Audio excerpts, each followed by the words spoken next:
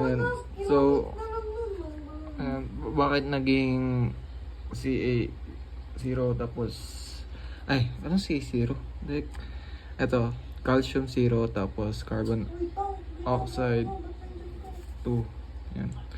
Kasi, sa law of conservation of mass, yung oxygen, meron siyang 6, diba? Meron siyang tatlo. Tapos si calcium, merong isa, tapos si carbon, meron ding isa. Sa law of conservation of mass, walang nasisira or nakikreate, okay? Meron lang, kunwari, pag kumain ka ng ng pagkain, yung hindi mo siya nasisira yung mass, napupunta lang sa'yo, parang tumataba ka, ganun.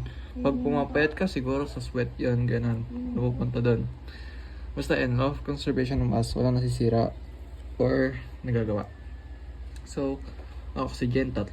So, ayan, kita natin dito, 2 na lang dito, tapos isa dito. So, bale, parang na-divide siya into 2, diba?